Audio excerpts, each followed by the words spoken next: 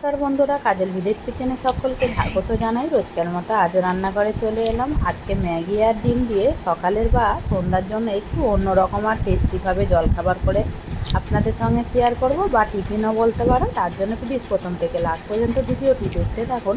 আশা করছি বেশ ভালো লাগবে। তো চলুন তাহলে শুরু করা যাক।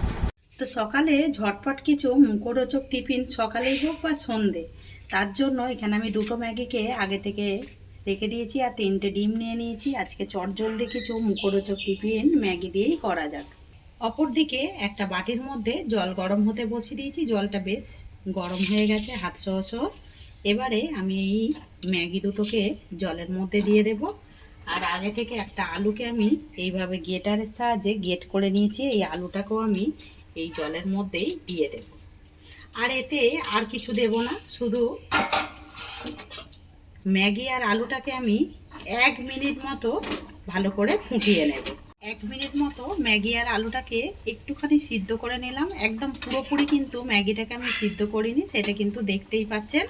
আর আলুটাও 1 মিনিট মতো এরকম ফুটে উঠলেই কিন্তু হয়ে যাবে। এবারে আমি গ্যাস অফ করে এইটাকে আমি একটা ঝাঁঝরির মধ্যে ভালো করে জলটাকে ঝেড়ে নেব। তো খুব ভালো করে এটাকে জল ঝেড়ে নিলাম। এখানে একটা বাটি নিয়ে নেব। এই বাটির মধ্যে সমস্ত উপকরণটাই নিয়ে নেব।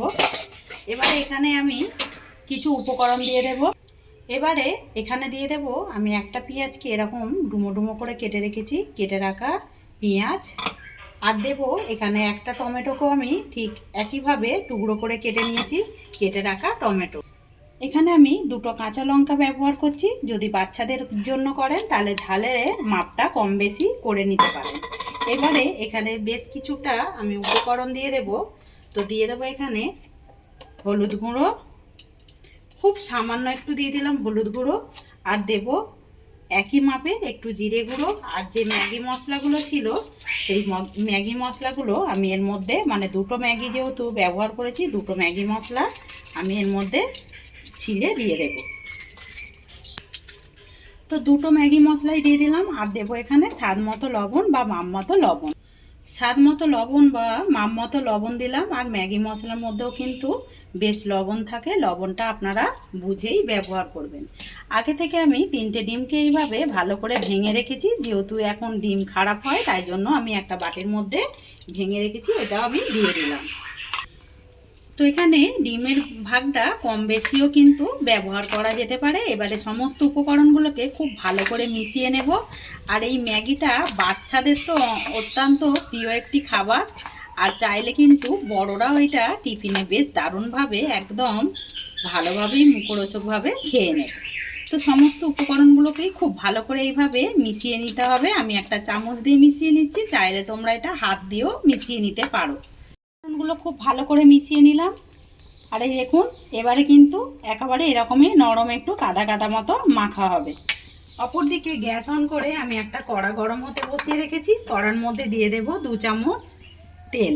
তো আমি সাদা তেল দিয়ে দিলাম 2 চামচ। তেলটাকে দিয়ে চারিদিকে একটু এইভাবে একটু ছিটিয়ে দেব।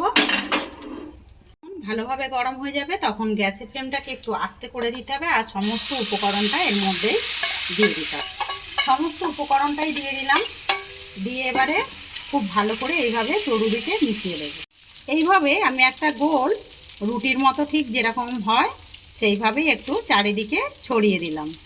এটাকে আমি রান্না হওয়ার জন্য 1 মিনিট মতো ঢাকা দিয়ে দেব। 1 মিনিট মতো ঢাকা দিয়ে বেশ রান্না করে নিলাম। এখানে কিন্তু একেবারে খুন্তি দিয়ে উল্টানো যাবে না। একটা প্লেট নিয়ে নিতে হবে। প্লেটের মধ্যে আমি এইভাবে এটাকে উল্টে নেব।